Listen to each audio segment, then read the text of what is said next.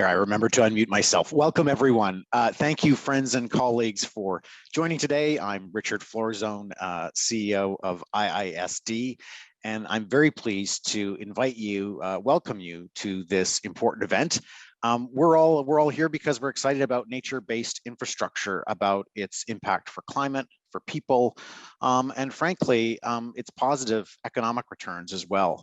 I am going to hand it right over to our moderator today. I'm very pleased that our moderator is Sandy Andelman, who's Vice President Conservation Strategies and Partnerships at the Wildlife Conservation Society. Welcome, Sandy, and thank you for being with us today.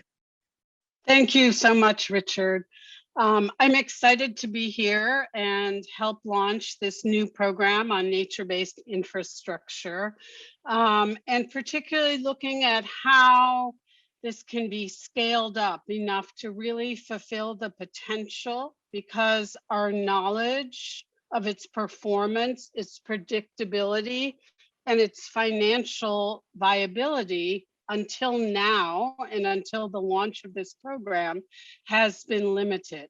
So today we'll be hearing from the Global Environment Facility, the MAVA Foundation, and partnering with the United Nations Industrial Development Organization, UNIDO, and also the International Institute for Sustainable Development, IISD, to address this challenge with the launch of the new Nature-Based Infrastructure Global Research Center.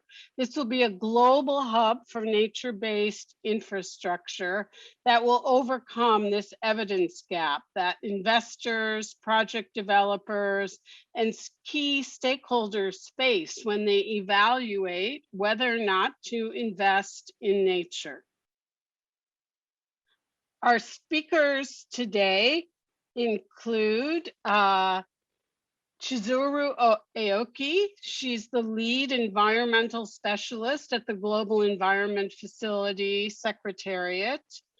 Chiz heads Jeff's strategy and representation in multilateral environmental agreements, for which the Jeff serves as the financial mechanism.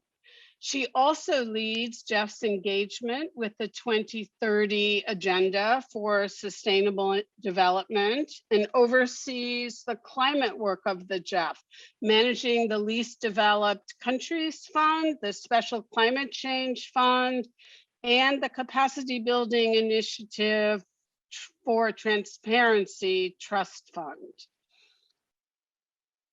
Also, we are honored to have Andre Hoffman, the Vice Chairman of Roche Holding, Switzerland, and he serves on the board of Genentech Incorporated in the United States, a fully owned subsidiary.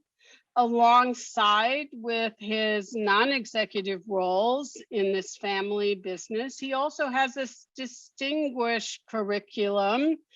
Among other things, he served on the board of the World Wildlife Fund for Nature International as vice president, and he's the president of Fondation MAVA and of the Fondation Tour du Vala in the Camargue, France. He has joined the board of System IQ to help positively disrupt critical economic systems, and also the board of the World Economic Forum. We also are honored to have Mr. Li Yong, Director General of the United Nations Industrial Development Organization, UNIDO. He's had an extensive career as a senior economic and financial policy maker. He served as Vice Minister of Finance of the People's Republic of China and a member of the Monetary Policy Committee of the Central Bank for a decade. Li has long been involved in setting and harmonizing fiscal, monetary, and industrial policies, and in supporting sound economic growth in China. We also have, you've already met, Richard Florzone, the president and CEO of Iisd, Richard is part scientist, part strategist, and he comes to IISD with a strong track record of bringing together the public and private sectors to achieve complex goals. He has a reputation for collaborative leadership, and he's a firm believer in the power of partnerships to build institutions and communities that are intelligent, inspiring, and inclusive. Also, we have Dr. Josephine Kaviti Musango. She's a professor at the School of Public Leadership at Stellenbosch University in South Africa. She is the GENS Trilateral Research Shareholder on mainstreaming gender for energy security in poor urban environments. She previously worked for the Gauteng City Region Observatory as a senior researcher, the Department of Energy as Deputy Director, and CSIR, the Council for Scientific and Industrial Research in South Africa, as a resource economist. She holds a transdisciplinary doctorate in sustainable development and a master's degree in agricultural economics. And lastly, but certainly not least, we have Loke Barnwell from the Global Environment Facility. He joined the GEF programs in May 2018 as Senior Climate Change Specialist, working on sustainable cities and climate change adaptation programs.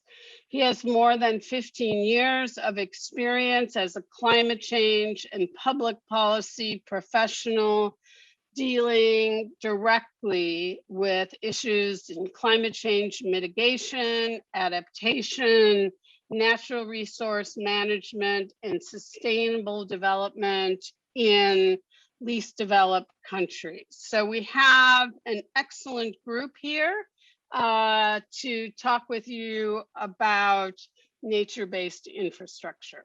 Okay, we are going to start with an opening video. Nature has the power to help us both tackle climate change and support our economies.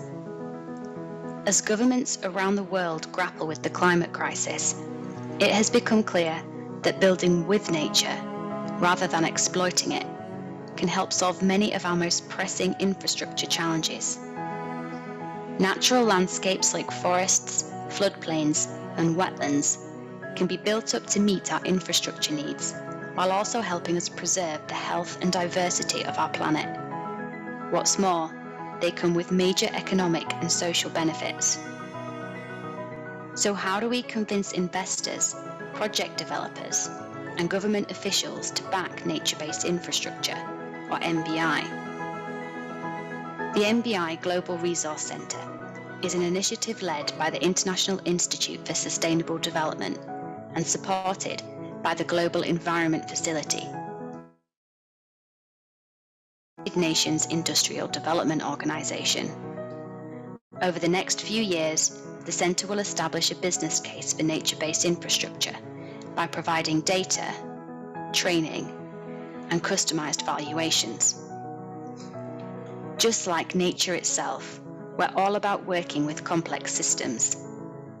Using extensive socioeconomic, environmental, and financial modeling, anchored in an approach called systems dynamics, we demonstrate the value of natural infrastructures. By providing data-driven, customized valuations of nature-based infrastructure projects, we help shift mindsets across the world. We show that the capital and operating costs of natural alternatives can outperform traditional grey infrastructure. The NBI Global Resource Centre also works to build new partnerships and alliances to scale up green infrastructure projects worldwide. Proposal for a nature-based infrastructure project, we want to hear from you. Together, we can build with nature for a better future. Join us and become part of the nature-based infrastructure revolution.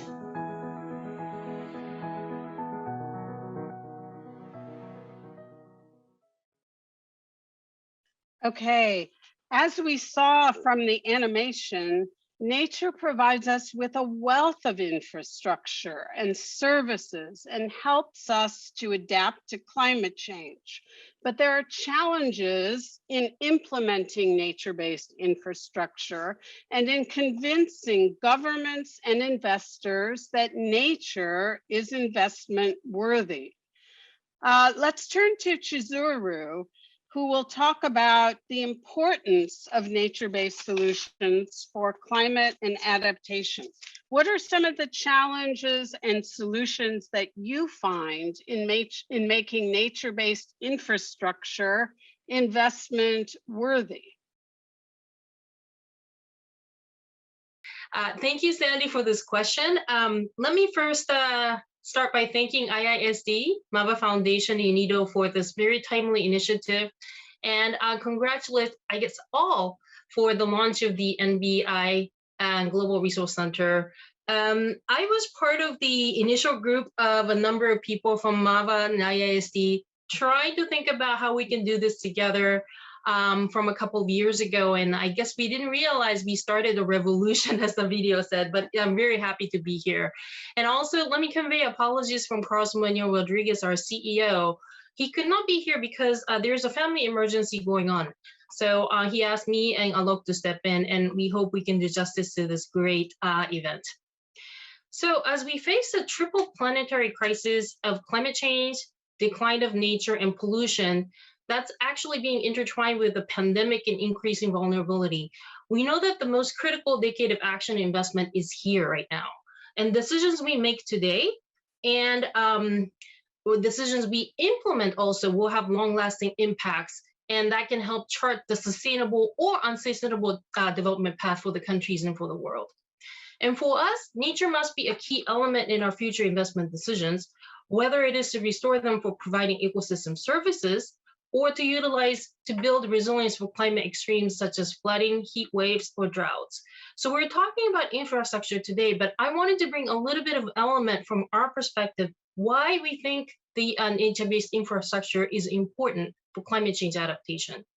Nature-based infrastructure for climate adaptation is important because negative impacts of climate change are unavoidable. Addressing these negative impacts will need sound infrastructure investments. I think we've all seen the newest IPCC report that came out in August, and the report found unprecedented changes in climate systems as a whole, as well as negative impact. Let me just summarize a few findings and observations that highlight the need for infrastructure interventions for adaptation. One, heavy rainfalls leading to floods that are happening more frequently at a higher intensity. We're also seeing droughts definitely increasing some, but not all regions. Sea level rise is happening at the fastest rate in at least 30,000 years. Arctic sea ice area is the lowest level in at least 1,000 years. Glaciers are retreating at an unprecedented speed in at least 2,000 years. Clearly,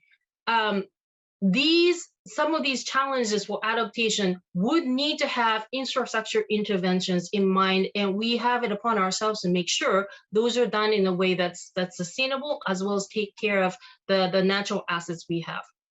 In developing countries, massive investments will potentially be made in our cities and rural areas to fulfill the enormous infrastructure gap. And I think additional speakers will talk about this later. And when we face the challenges of climate and the pandemic, it's clear to us that we can't adopt a business as usual path, which relies heavily on concrete and great infrastructure development. So some benefits of nature-based infrastructure that we wanted to highlight. First, we believe solutions such as conservation and restoration of wetlands, forests, and degraded landscapes can help sustain the carrying capacity of nature to provide critical ecosystem services. And these might include water security, food security, and energy security. And these are fundamental to building adaptive capacity of vulnerable communities and countries. Also, we think nature-based infrastructure may have longer durability if it is able to adjust to changing conditions of the climate. Second, nature-based infrastructure such as constructive wetlands, mangroves, bioswales, green space could be a direct alternative to great infrastructure in protecting communities from flooding, droughts, and heats, in addition to the pollution elements of the crisis we talked about. Third, we can achieve multiple benefits through nature-based infrastructure, which can make the overall economic system climate resilient. For example, restoring forests, degraded lands, water bodies, and green spaces can not only reduce runoff for flood protection, but can also enrich biodiversity, address land degradation concerns, create new jobs, sequester carbon, improve health, and very importantly, shifting investments away from green infrastructure, which often can be carbon intensive. Nature-based infrastructure can also complement green infrastructure to make the latter more effective and durable. But we are also aware that there's a number of challenges that the nature-based infrastructure promotion is facing. First, we have very limited understanding of nature's economic value. So we really need to be doing a better job of economic valuation. Second, nature-based infrastructure benefits and costs are still not well integrated into traditional financial and risk assessments of infrastructure investments, and perhaps not really well understood or accepted by decision makers. So this is also a gap we need to be addressing. The evidence-based knowledge and capacity to work with nature has been low. We have mostly considered nature as an input to our development process rather than embracing them as infrastructure benefits also. So we really need to be working to uncover this economic value, cost efficiency, and effectiveness of NBI and make them as an asset which only appreciates in its value and not depreciate like green infrastructure. We think this can attract financing from public and private sector to scale up their implementation if we're able to make the business case of nature-based infrastructure much more clearly. I really commend this initiative and I'm looking forward to its activities and success. Thank you very much. Thank you so much for that, Chiz.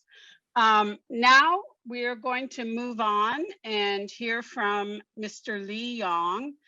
And Lee, how can we get the private sector more engaged in nature-based infrastructure? Because it's going to be essential that we leverage private sector investments if we're really going to scale nature-based infrastructure.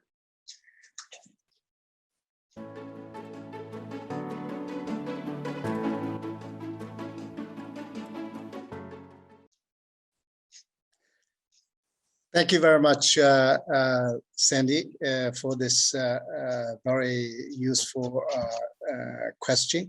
I'm very happy to join the partnership agencies today and also colleagues from those agencies and communities. United Nations Industrial Development Organization is the UN's specialized agency with the mandate to promote inclusive and sustainable industrial development, and within it, circular economy.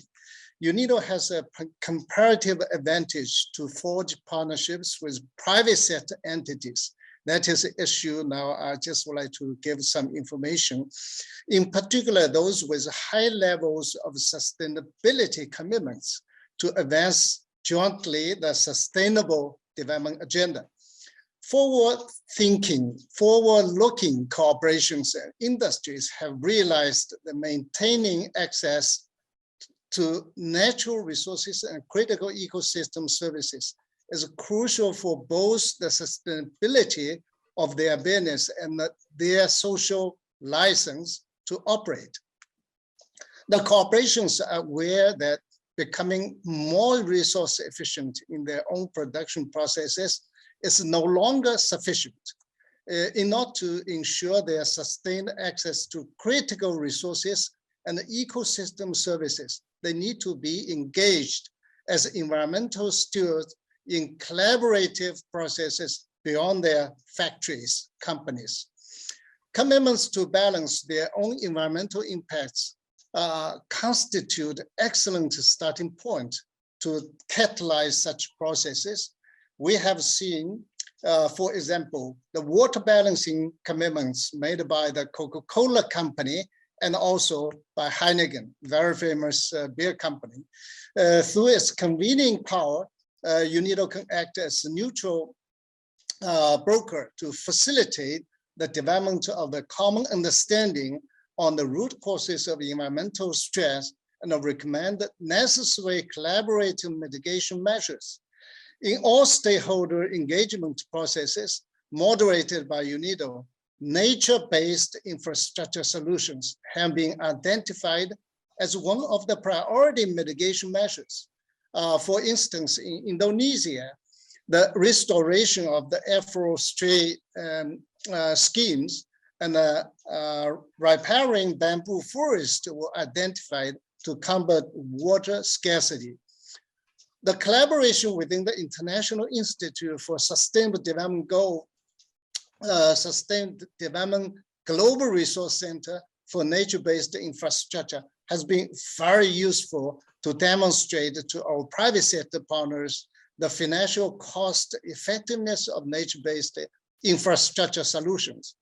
For example, the collaboration enabled two comparable options to be made for a water stewardship project in Indonesia.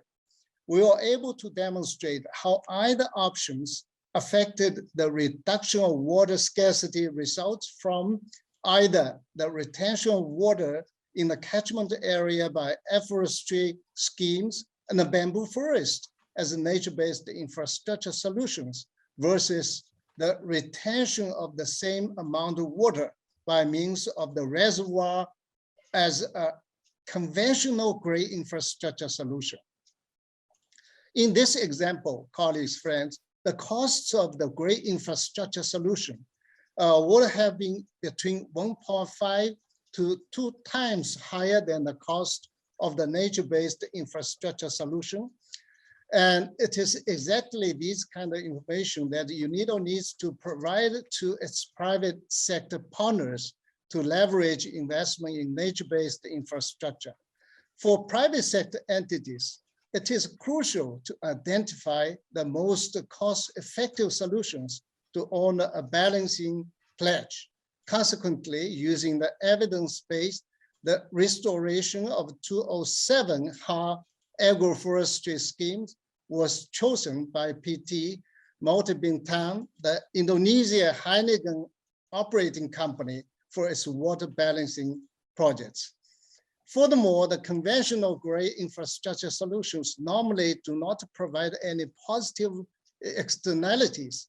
In the Indonesia case study, a constructed reservoir would not provide additional benefits of bamboo production, afforestry, and the carbon storage. The results of this analysis highlight the nature-based infrastructure has both a higher financial cost effectiveness than the alternative and provides multiple co-benefits that support local community.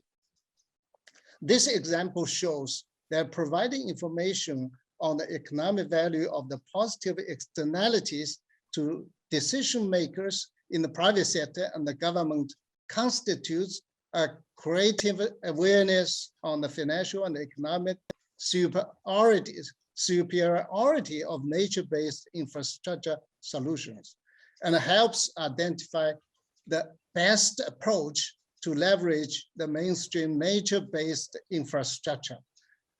The implementing agency of the JEF project, using systematic approach and a simulation to scale nature-based infrastructure for climate adaptation, UNIDO is committed to disseminate the results of sustainable assets valuations and the services offered by the Global Resource Center for Nature-Based Infrastructure to our private sector and the government partners. From the feedback we have obtained, the establishment of a Global Resource Center for Nature-Based Infrastructure as a one-stop shop will be very timely, since it compares financial and economic benefits of nature-based infrastructure with conventional gray infrastructure.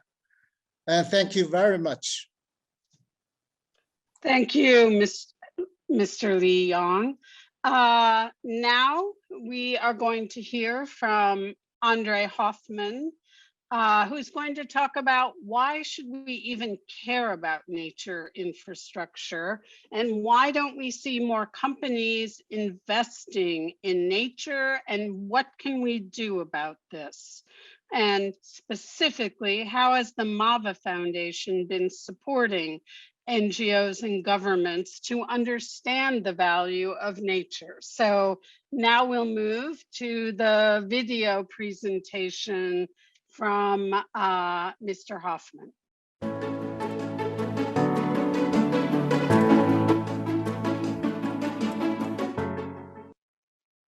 Hello and greetings to everyone. I'm really sorry not to be able to be with you today, but I thought that rather than completely missing the occasion, I would send you this short video. For those of you who don't know me, my name is André Hoffman and I'm the chairman of the MAVA Foundation. I have the a number of different activities. I'm the vice chair of our family company, Hoffman La Roche, since 25 years, and I've also been a vice president of WWF International. So I think that the questions that have to do with nature and business is a sort of interface I have had the opportunity to practice for quite a long time. I think we need to be absolutely clear onto a very simple concept. The way we do business today is short-term. We are valuing money more than we value outcome. We are focusing too much effort on the short-term profit maximization. That focus has led us to take all sorts of decisions in the domain of development which have not always been particularly successful. I think that short-term profit maximization, quite frankly, has destroyed the planet. And it is now time to do something about it. Now, how do we reconstruct a future that has... I think that the capacity of businesses at reinventing themselves are yet again being put in demand, and we need to do something about it. The business can be a force for good, and we have in front of us, in particular the subject of our meeting of today, an opportunity to demonstrate this. We have worked over the years on the principle that business and humanity, and I'm not limiting these remarks just to businesses, but also to every value creation operation, be it in the public governance, be it in governments, or be it in regions, in cities. Every time that we've taken an investment decision, we have favored the short-term requirement, and we need to change that. So the way we have taken this decision is because we have had a very simple conviction that humanity dominates nature. And this domination has demonstrated once and for all that our system is not resilient and that we need to adapt it in a way which will allow us sufficient agility and flexibility to deal with events which are unforeseen, like the virus. And by the way, the virus was not unforeseen, we all knew about it, we just weren't ready for it at the right moment. So for me, the future is not longer based on this model of domination, Homo sapiens dominate nature, but it's much more based on a future of collaboration. We work together for the common good. The question we could ask ourselves as managers is, how can we convince nature to work for us? How can we make sure that there is a benefit to treating nature with respect and using its considerable capacity at creation? I would like to give as an example the wetlands, the marshes and swamps and lagoons, which have incredibly important functions for us, humanity.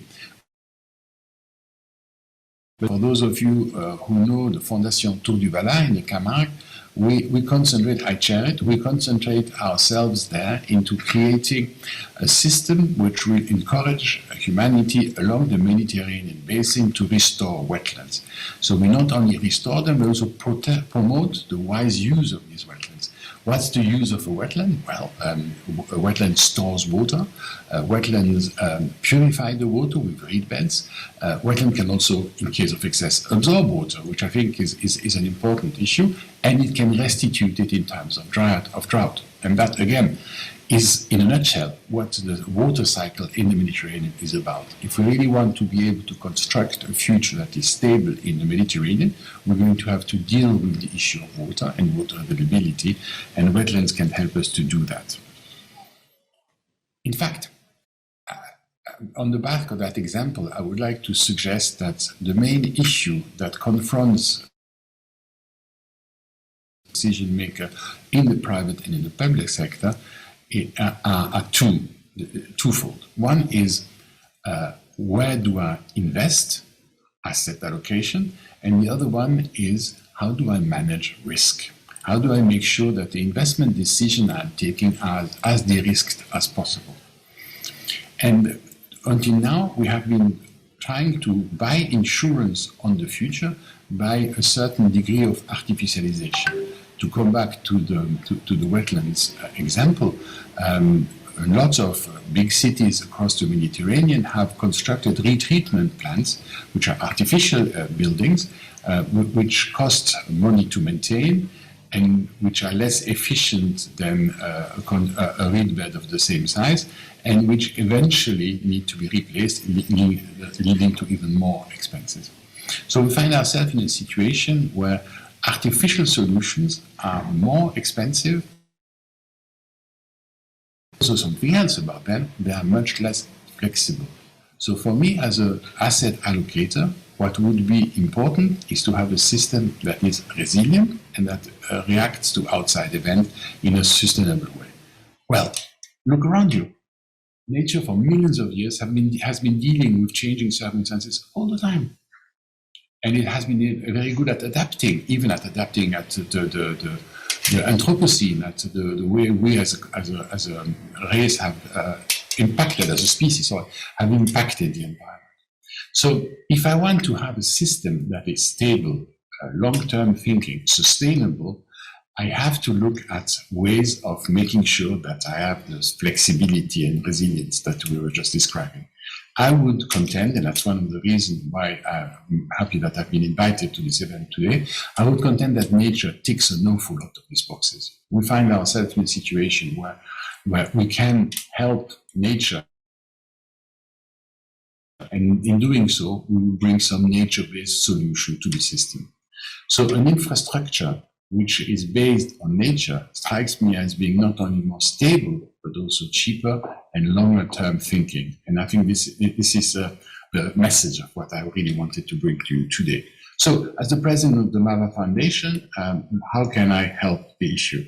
It strikes me that the creation of the hub we are talking about today, the Nature-Based Infrastructure Global Resource Center, is a good way of doing this connection between the challenges we have in front of us and the opportunity to do something about it. We need evidence. We need solid evidence to be able to base nature-friendly decisions going forward.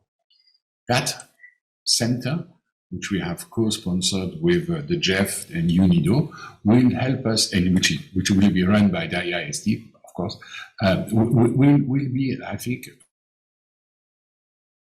these conversations can take place, and where we can together build a body of evidence which will be a bit of a North Star for industries moving forward. Again, it's too restrictive to talk about industry. I'm talking about any value creation activity of humanity. So thank you very much for your attention. Yet again, I'm terribly sorry that I can't be there with you today, but I know that this center is going to do some great work, and it's work that is needed. Have a great meeting. Thank you. Okay. So having heard now about Andre's views on nature-based infrastructure, let's turn to Richard. Comparing NBI with gray and built infrastructure is really one of the innovative features of IISD's work. Why is this so important, and how will IISD advance this work? Why is IISD the right organization for working in this area right now? Richard, over to you. Well, thanks, Sandy.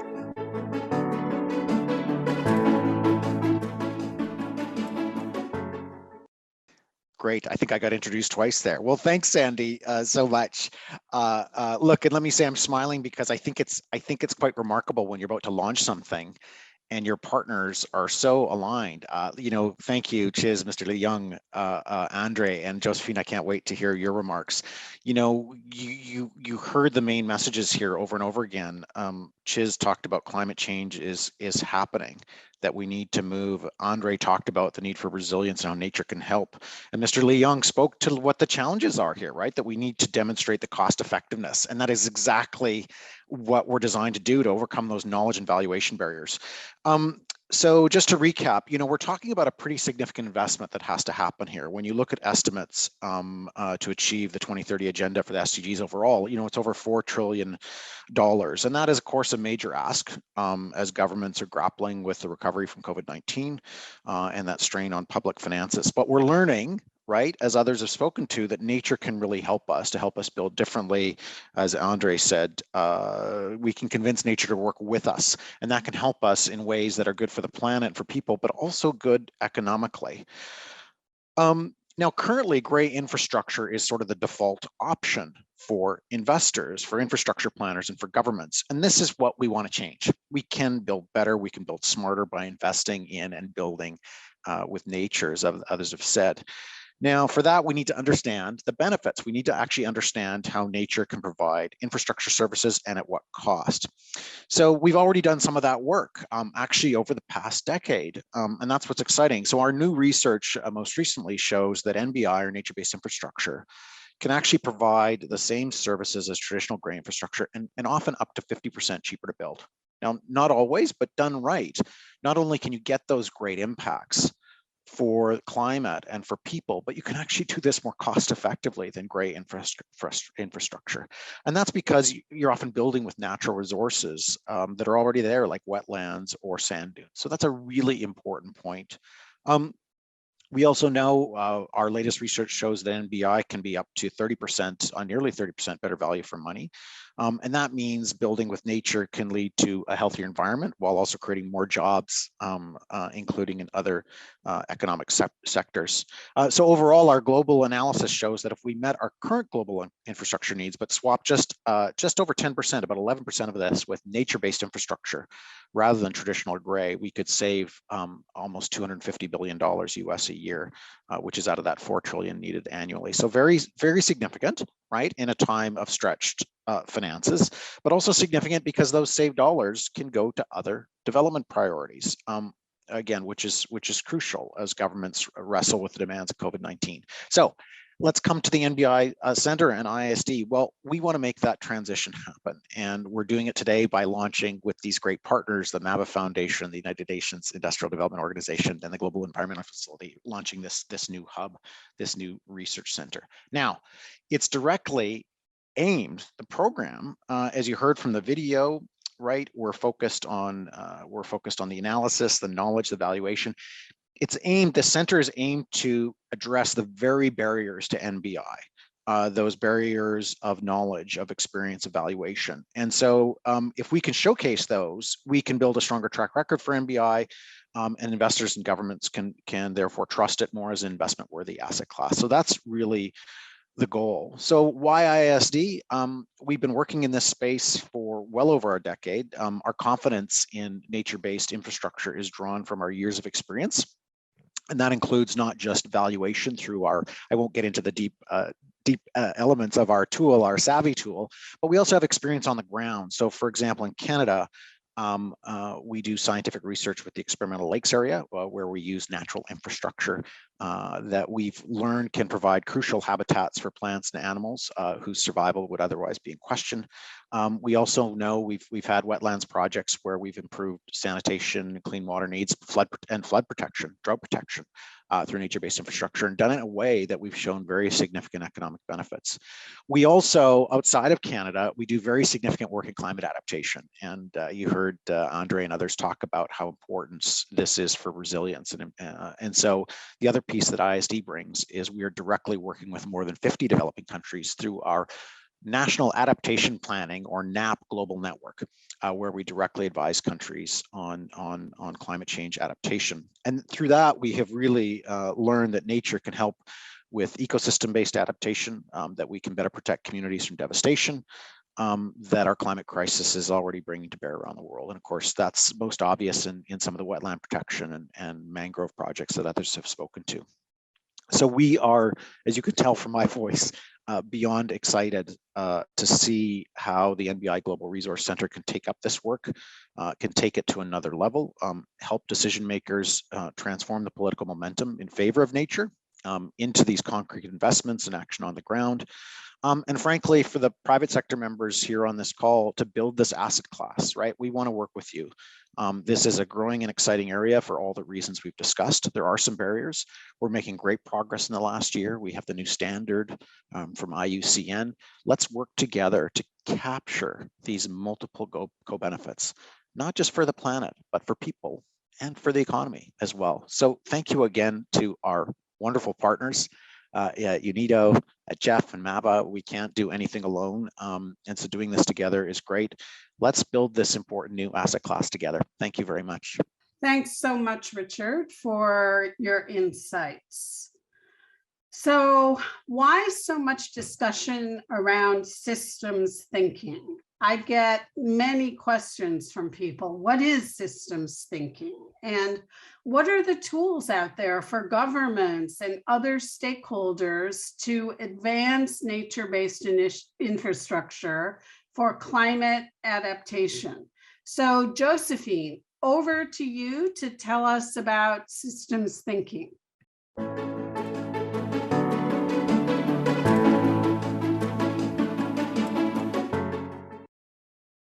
Thank you so much, Sandy. I'm very excited to be part of this timely discussion on nature-based infrastructure.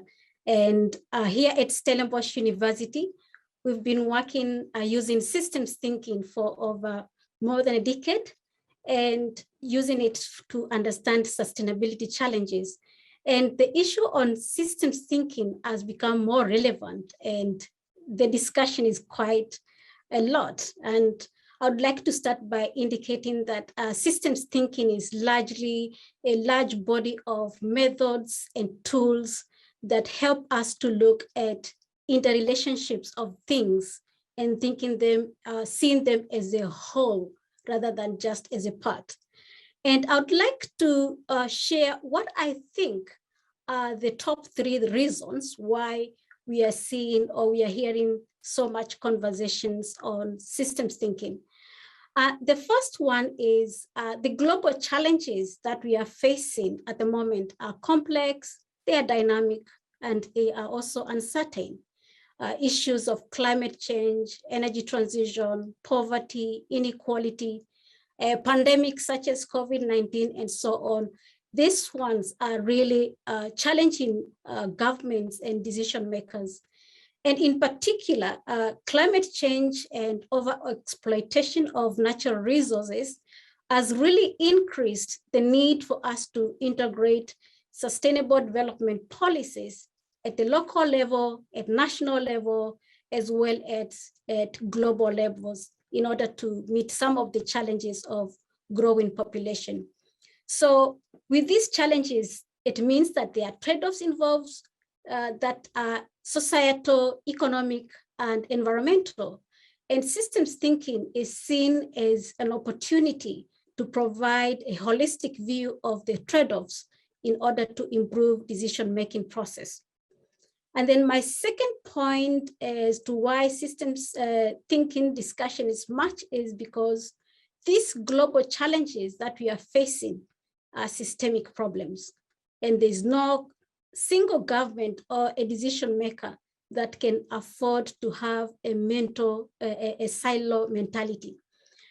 Using systems thinking, it can help us to bring different stakeholders together, have different perspectives, and also different solutions that are context specific.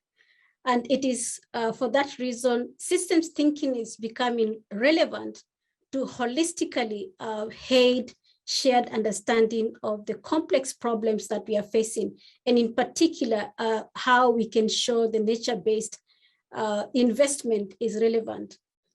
And then my third point is we've seen that our past economic growth has happened at the expense of natural capital.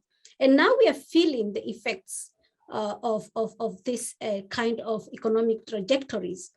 Governments are now seeking new ways in which we can decouple economic growth from environmental impacts in a way that we seek solutions that provide low carbon pathways, as well as address societal challenges, including unemployment, which is very critical when we look into developing countries. And we also saw during financial crisis of 2008, there was an emphasis of green economy, which is low carbon, resource efficient, as well as inclusive. And similarly, now we are seeing the EU Green Deal, in which it is the heart of post-COVID-19 economic recovery. And it is expected to put natural capital at the center of its long-term economic growth. The EU Green Deal is also expected to have economy-wide implications across the world. It is also for that reason that governments and decision makers are seeking new forms of methods that can help them to better understand medium to long-term economic growth trajectories and inform decision-making process. And because systems thinking provide different tools for policy and strategy, there's so much discussion about how it can help in addressing the economic growth, low carbon trajectories that also improves the well-being of the society. Now, you've mentioned about different tools. You need to find more about the different tools, of course. Systems thinking, because it is a composite of different tools, there are different aspects that we can make use to support the nature-based infrastructure for climate adaptation. And I'd just like to share perhaps 4 of these tools that you can make use of. The first is indicators. And indicators, they help to understand the magnitude of the problem. They also help us to prioritize issues and also to assess the success of interventions. And the indicators that we select, they need to be cross-cutting in order to inform the nature-based infrastructure investments. The second tool that can be used to inform nature-based infrastructure and adaptation are the causal loop diagrams. This helps to map the system of the issue that we want to analyze, and they can also help us to identify the key indicators and how they influence the issue on the nature-based investments in a feedback mechanism. And because they take into account of the feedback loop mechanism, they create a shared understanding of the issues and its systemic characteristics. The third tool that we can make use of is scenarios. Scenarios are expected to provide expectations of future possible events, and they help in supporting integrated decision-making because they allow us to explore possible future pathways and trends and the behaviors, as well as drivers of change. And the other method, the fourth tool that you can make use of is simulation, such as system dynamics, which allows in creation of quantitative models that mimics the real world system. And they help us to quantitatively assess scenarios and to provide projections of future possible patterns that might emerge. And of course, combining these tools with a multi-stakeholder approach can help governments and decision makers and investors to leverage the strength of each of the different tools in order to make them more effective. So thank you, and over to you, Sandy. That was really interesting, Josephine. Okay, so now I think we have another video coming up. So let's hear that, and then we will move to Aloke.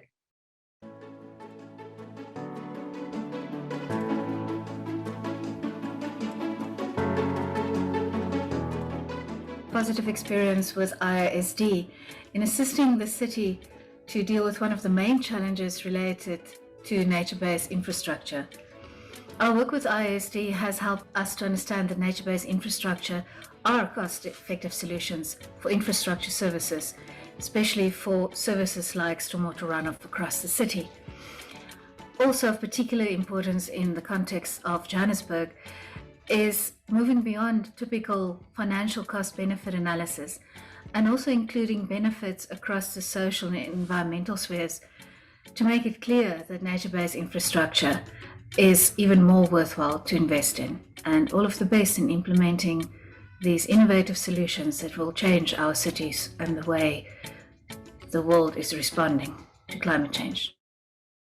It was also important to demonstrate how much money will be lost if we don't act to preserve the wetlands in the current or better conditions. The SAVI assessment was a useful support tool also for the local farming companies that are investing in circular economy, and also for the local municipalities that are undertaking actions and policies to create a new governance model for these areas.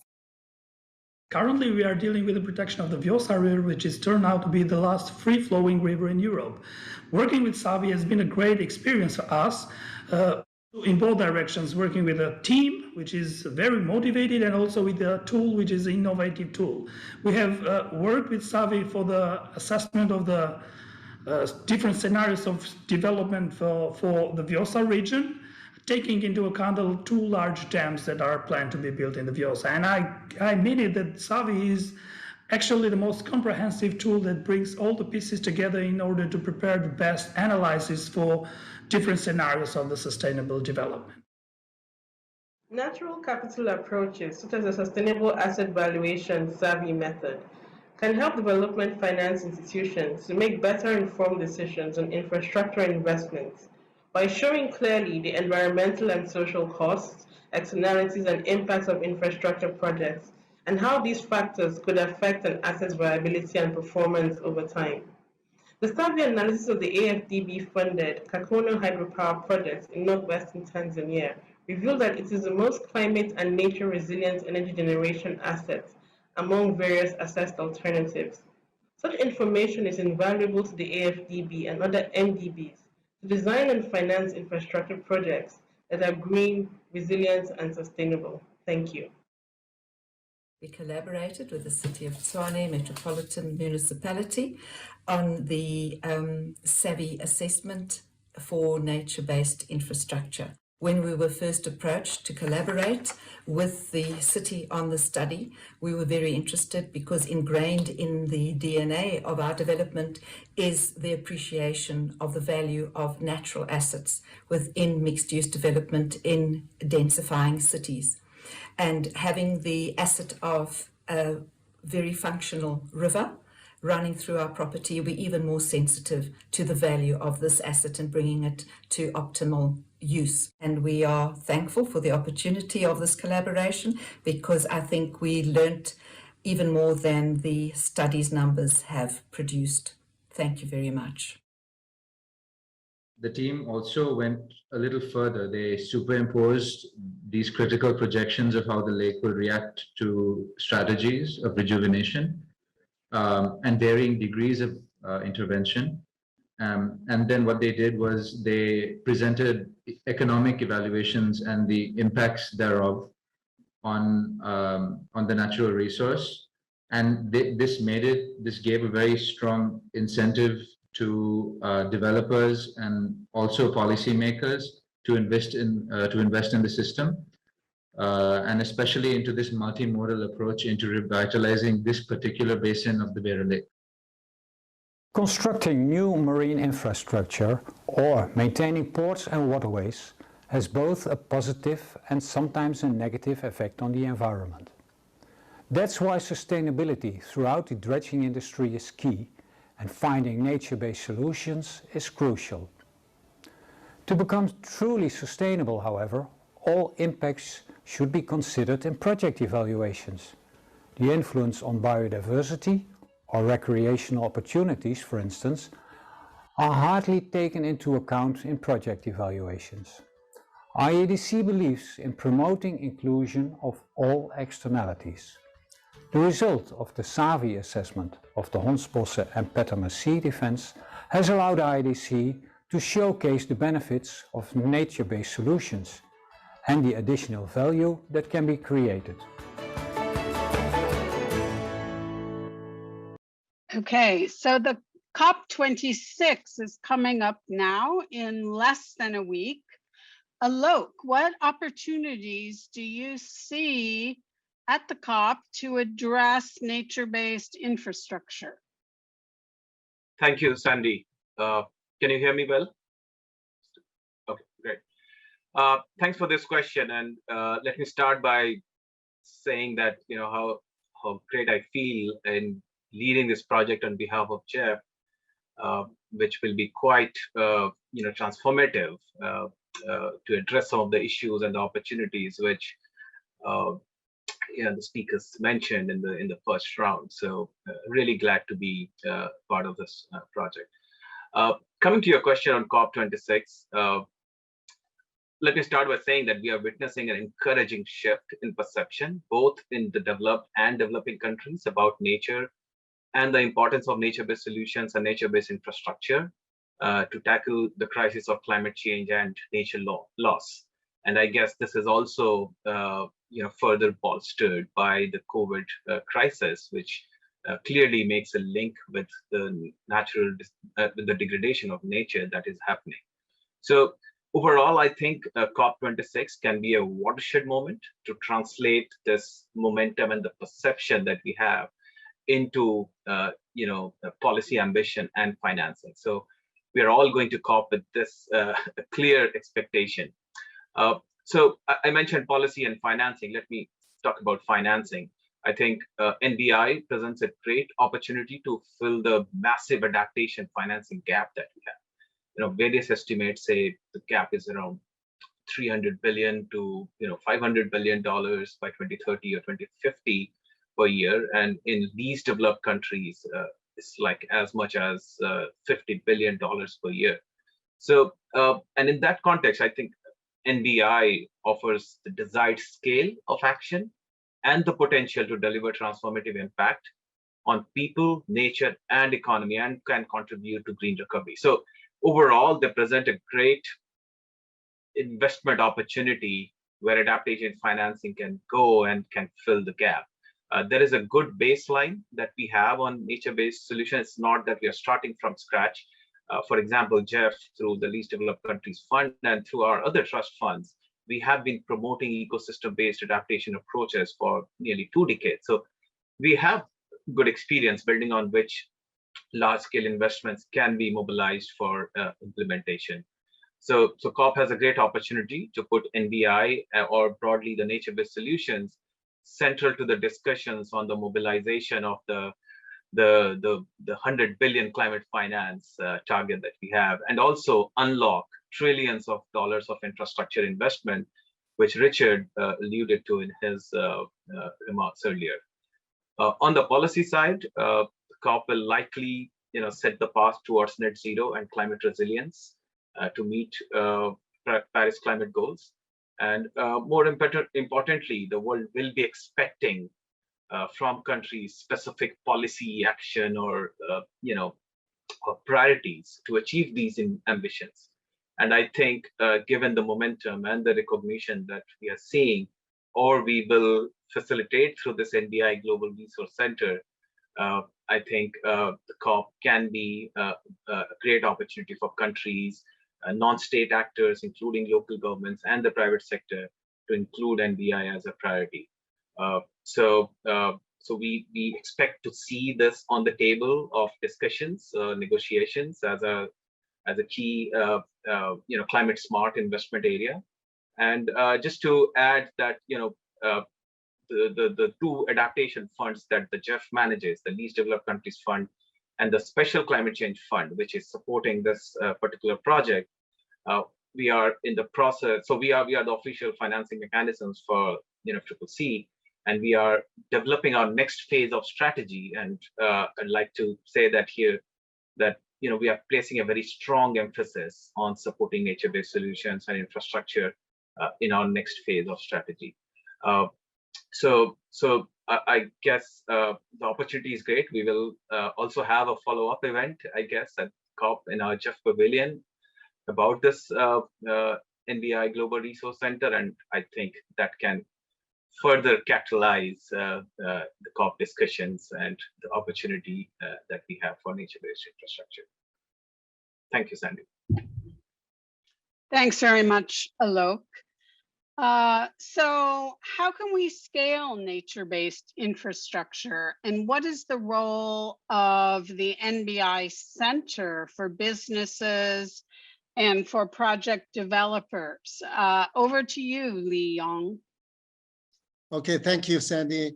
In order to scale nature-based infrastructure, a well-connected approach to disseminate information on its benefits will be required.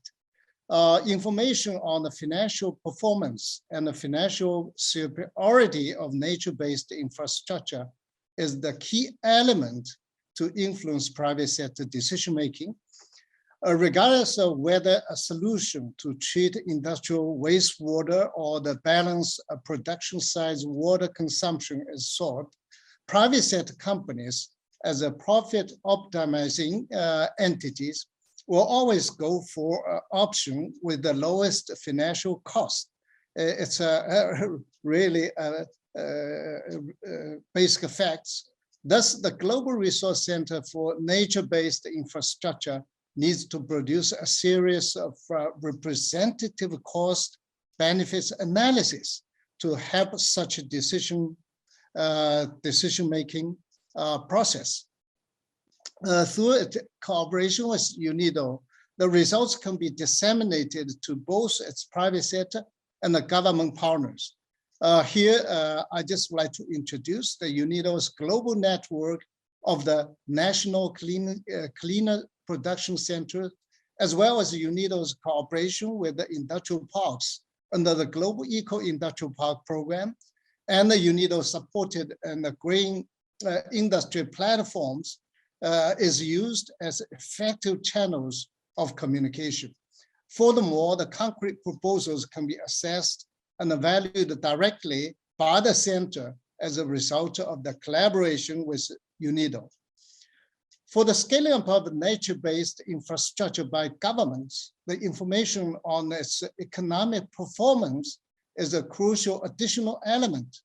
Quantifying the monetary value of the positive externalities provided is essential for their mainstreaming in government policies to adapt to climate change.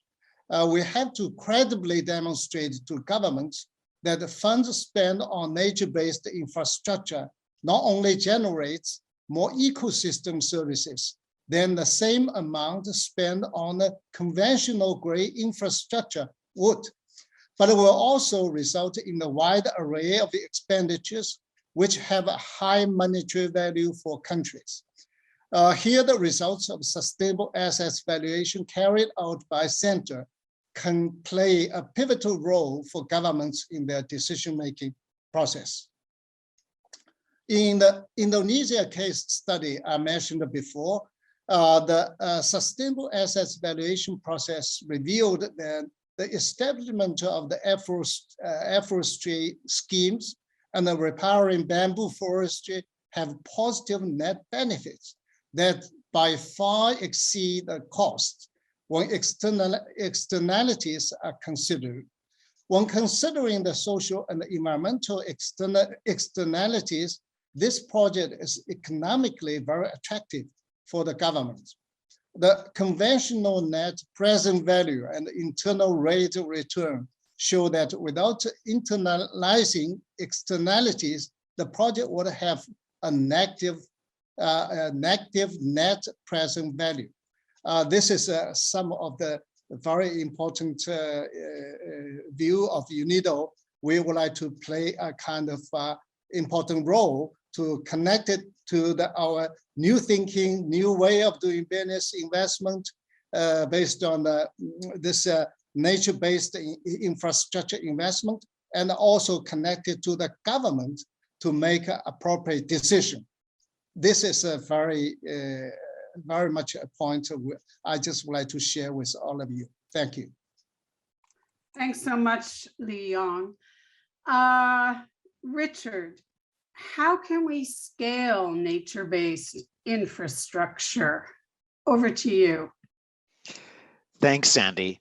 Well, if you look at the scale, so we've talked about the challenge here, and we've talked about the opportunity. And if you look at the gaps, so what are the gaps to actually closing that? Well, in Iisd's view, and it's drawn from the literature, there are kind of three principal gaps that you could think about in scaling NBI. There's gaps in policy, there's gaps in access to finance, and there's gaps in knowledge. And if I had to pick one, well, I'd go with Mr. Li Yong's opening statement. It's knowledge, right? Sorry, his response to this question, what he said at the beginning was that it's about knowledge. So that is really where we're focused first in the NBI Resource Center. So in the next 4 years, we'll be assessing more than 40 nature-based infrastructure projects and comparing their performance with built infrastructure. Now, as Josephine described, what's key here is we're doing that with an integrated systems approach, right? So one of the questions in the chat was, how do panelists approach the challenge of managing the trade-offs between NBI on things like social well-being, especially for women? And this is the key, right? This is the key of Savvy and the systems approach, is this isn't just an NPV economic analysis. This is integrating all those social and economic benefits. And as we said, when we work on projects, we'll be talking to stakeholders about what are those other benefits to create a comprehensive systems model that looks at those costs and benefits. So that's step one. Step one is let's address the knowledge barrier. Let's look at these case studies. Let's look at them in an integrated way to capture all of their benefits and costs. So that's step one, and that will help us, again, the goal there is we want to ensure that governments and infrastructure developers can do more to integrate NBI. And to do that, they need to have that knowledge. We need to ensure that all the stakeholders, public and private, understand the value that nature can bring to these projects to create more resilient, sustainable infrastructure services. Now, so that's really the focus of it. If I can kind of look ahead, if you don't mind me saying, I think this access to finance is another key one, and Alok has spoken to this, right, that there's a big gap on adaptation. I think Alok and Chiz, if you don't mind me saying, and if it doesn't get too technical, if I look at the Jeff 8 replenishment plan, it's clear that the Global Environment Facility is also looking to get much more private sector investment. I think it's an 8 or 9 multiple over the public investment. And this is the challenge, right, is how do you, for these kind of unique projects in NBI, how do you actually scale that finance? And there's an opportunity there, because when I talk to banks globally, they are very, very keen, given low interest rates, they're very, very keen to find projects that have even 100 basis points of credit enhancement. Like, they're looking for these ideas. And so how do we take this center now and not just do those case studies, but how can we create bigger pools of capital, other blended finance models? I know there isn't an easy solution to this, but to create those bigger pools that can attack this problem at scale. Because to go back, Chiz, your comments, the total problem here is very large, and we can shine light on lots of case studies on NBI, and we will do that through the center. But our next challenge is, how do we scale this to make a serious dent on the adaptation climate challenge and the other sustainability challenges we face? And that's what's really got me excited about this center, is really that long-term potential about what we can do together to make a serious dent in these problems, using these solutions that are already known over decades to be highly, highly effective. But now let's scale them. Let's scale them through knowledge. Let's take advantage of the private sector interest in this. Let's take advantage of what Alok has pointed out to as the increased focus on nature the past year or two, and the COP coming up in biodiversity, to grow this important asset class. So thank you again, Sandy. Thanks, Richard. Josephine, what do you see as the role for the research community in scaling and nature-based infrastructure? Yes, so thank you so much, Sandy. And I would first want to say that the Nature-Based Infrastructure Resource Global Resource Center provides an opportunity for the research community to engage. And the role that the research community can play in scaling nature-based infrastructure is actually, one of it is pointed by Leon and Richard, whereby there is the need to build the knowledge base on nature-based infrastructure. And I think the research community have got that huge role to carry out research and build knowledge on its financial viability, its performance, and particularly taking a systems approach in order to inform investment interventions that appropriately captures the value of ecosystems, because I think at the moment the value of ecosystems is not appropriately captured. And also through systems approach, we can show how that interventions can support economic development as well as address societal challenges simultaneously. And then another role that research community can play is to provide or to use research evidence to support policy and decision-making processes in scaling the nature-based infrastructure. So if we have evidence regarding the contribution of nature-based infrastructure, and particularly to sustainable development goals, that would be really crucial. And that could be through the having independent think tanks such as the Iisd. And as I also mentioned in the opening, that the Nature-Based Infrastructure Global Resource Center provides that opportunity for engagement. And then another role that I see the research community can serve in scaling the nature-based infrastructure is they can serve as intermediaries for multi-stakeholder engagements. Because scaling of nature-based infrastructure cannot be addressed by a single discipline or even a single perspective, and engaging the stakeholders in all the processes from understanding the issue to designing the infrastructure to implementation, that would be really very critical.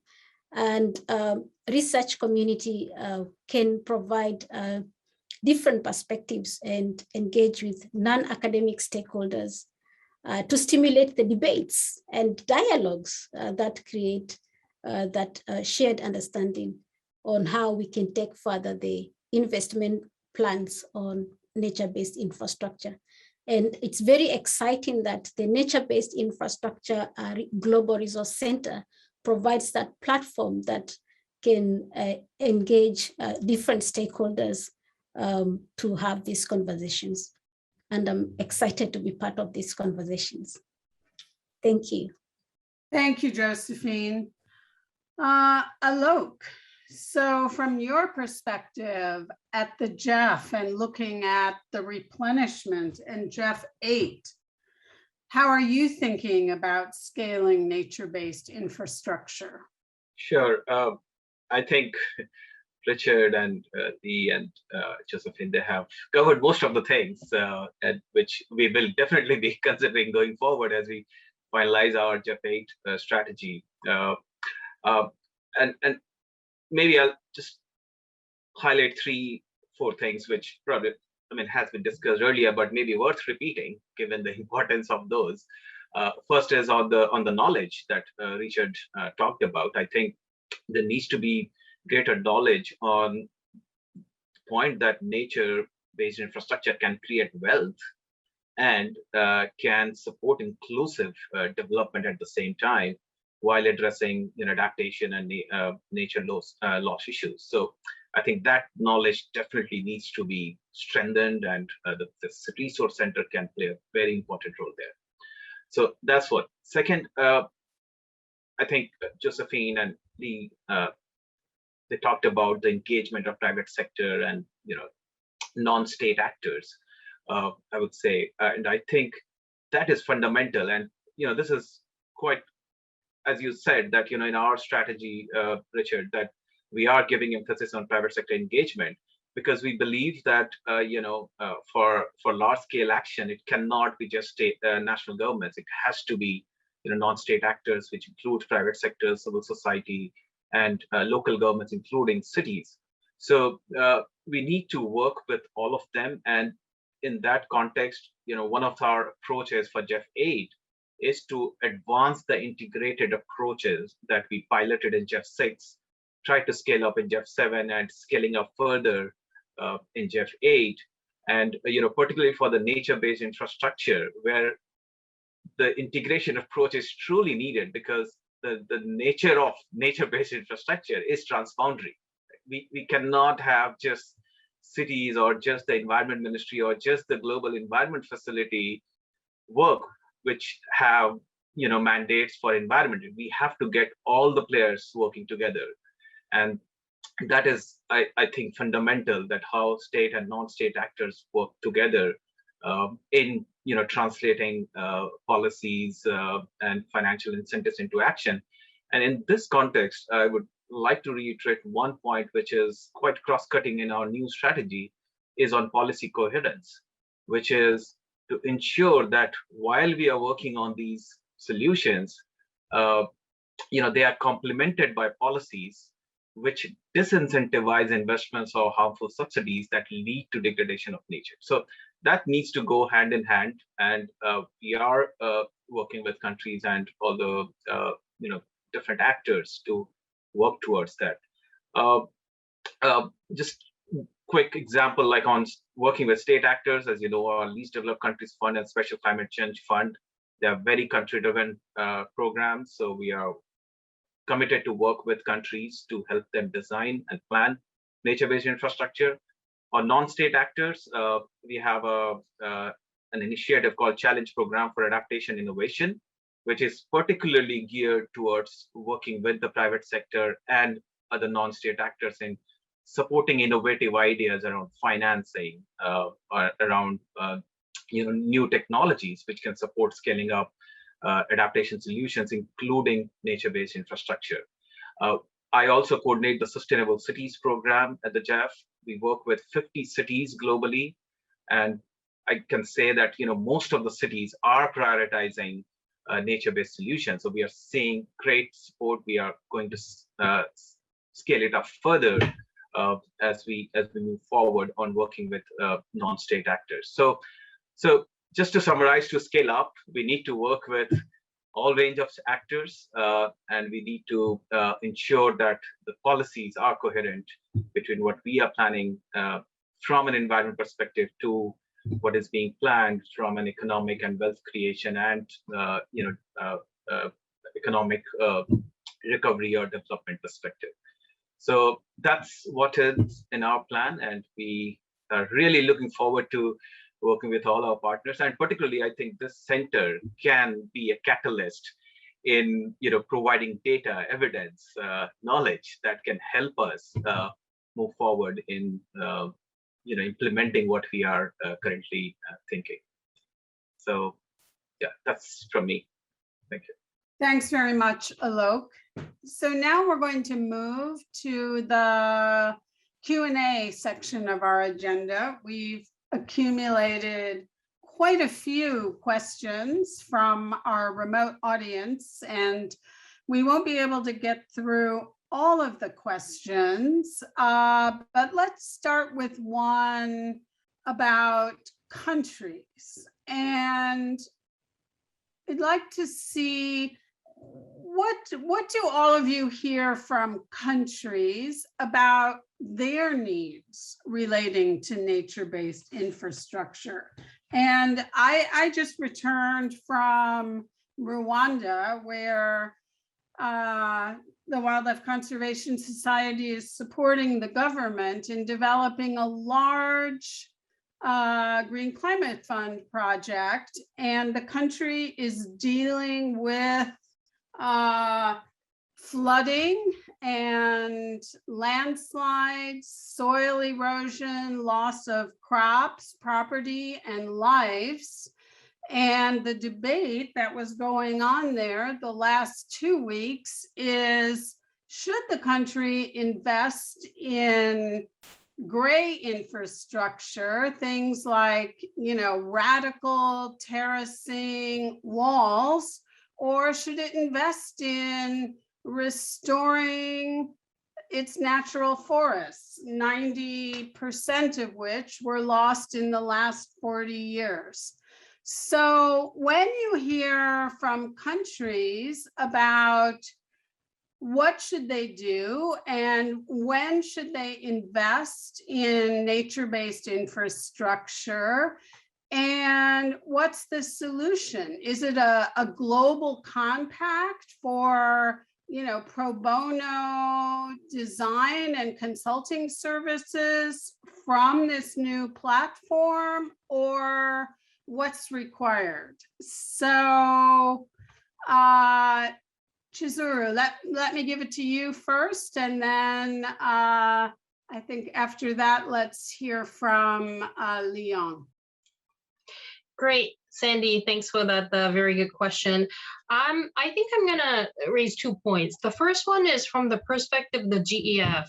As you know, we get a lot of these questions as well as requests for support from countries because we are the financial mechanism for the climate convention.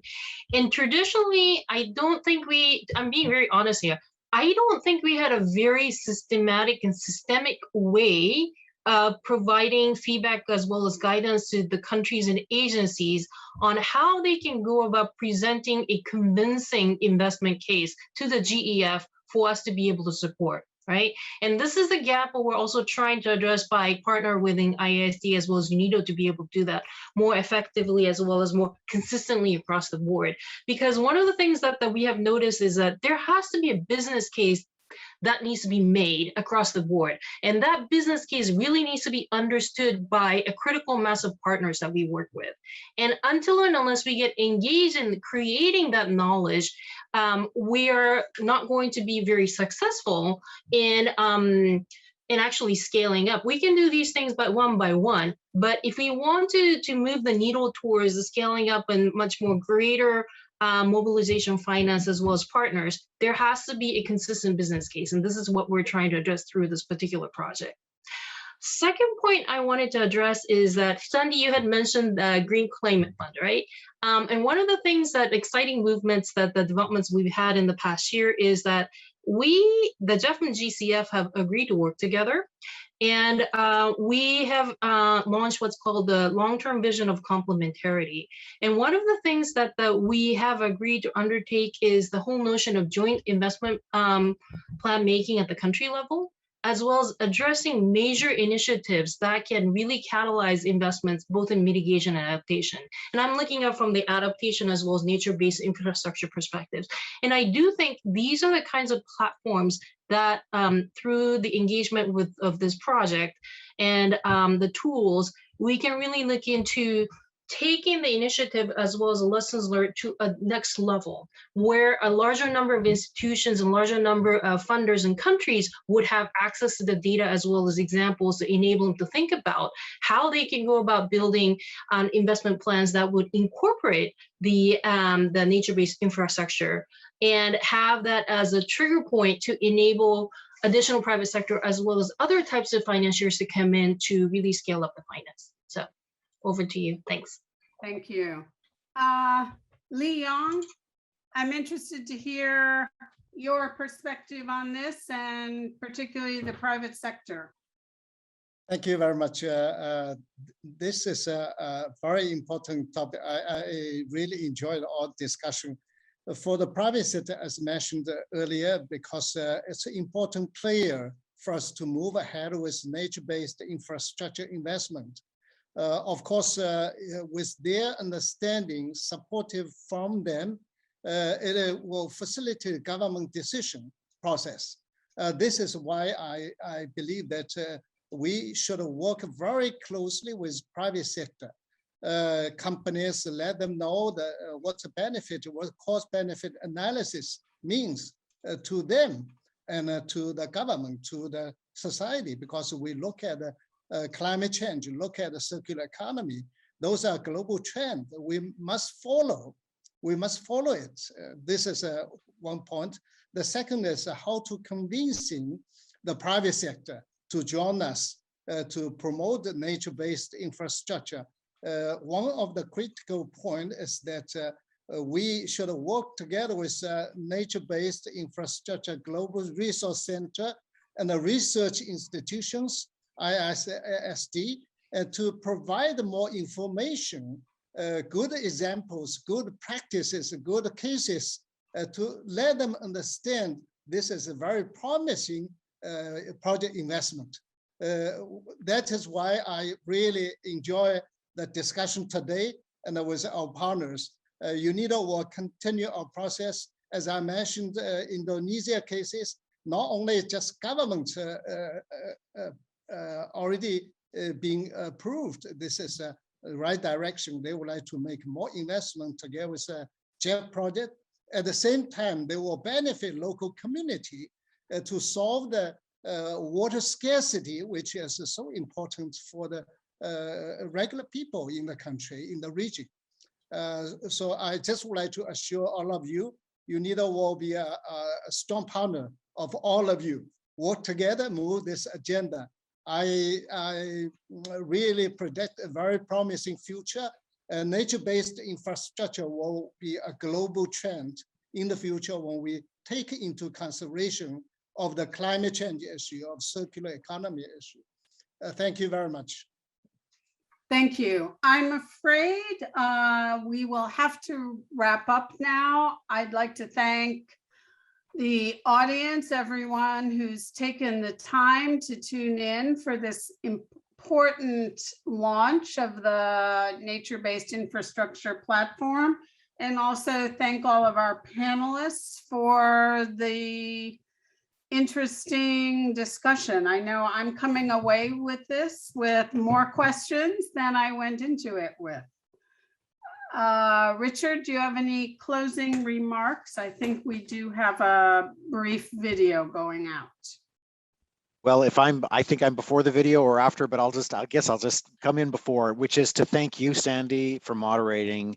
Thank you to all the panelists and the institutions, really to the Jeff, to UNIDO, to the MAVA Foundation for the vision on this. I think that, we've heard the promise and potential of NBI. We know we have a climate crisis. We know that governments also care about their people and they care about their economies. And what's so exciting about this asset class is its potential to address all of those, right? To not just be good for the environment, but to be good for people in the economy. And that's really the heart of it. So let's build this center, let's build and grow this asset class. And we're, as CEO of Iisd, I just want to say how proud and excited I am with this effort to work with our partners and to work with all the attendees here today. To continue to advance it. So thank you again, Sandy. Thank you all of you. And I'll hand it back to you, Sandy, I guess, for a closing farewell video. Thanks again.